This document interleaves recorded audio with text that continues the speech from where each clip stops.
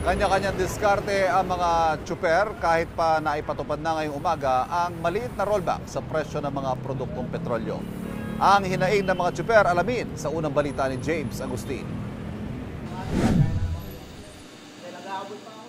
Kung noong nakaraang linggo ay big-time price hike ang ipinatupad ng mga kumpanya ng langis, katiting naman ang rollback na epektibo ngayong araw.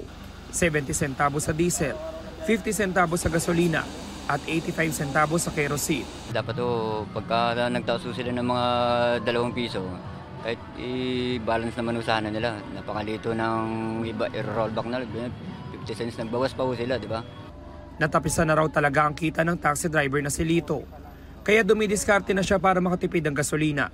Yung ginagawa kung sino po yung may mga established na mga nagpapapila sa amin, kung alam namin sigurado na lalabas yung pasahero, yun pinagtsatsagaan namin. Talagang tsaga-tsaga lang talaga pagka wala eh. Problemado rin ang jeepney driver na si Louie. Mahigit 500 piso ang nagagastos niya sa diesel para lang sa kalahating araw na biyahe. Parang nakakadismaya naman kasi kung magtataas sila halos doble, halos 2 pesos. Ayun, pag magbababa, parang hindi naman nagmamatch doon sa pagtaas, bababa.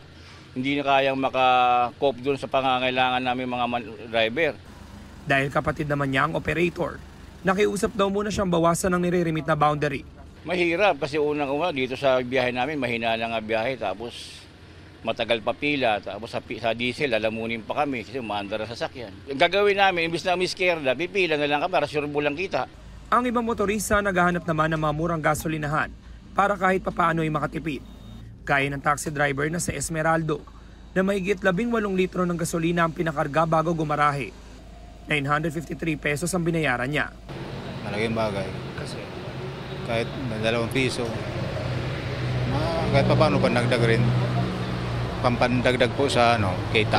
Sa bawat litro na 5 piso, ang laking bagay na sa amin eh. Yung tumaas nga lang siya ng piso mahigit, ang laki na ng kakulangan sa amin eh. Kaya talagang hinahanap namin yung mga ganitong gasolina na mga mura. Ayon sa Department of Energy, posibleng nakaapekto sa rollback sa presyo ng produktong petrolyo ang humuhupa ng tensyon sa Middle East, posibleng sobrang supply ng crudo sa 2025 at ang inaasahang pagbaba ng demand. Ito ang unang balita. James Agustin para sa GMA Integrated News.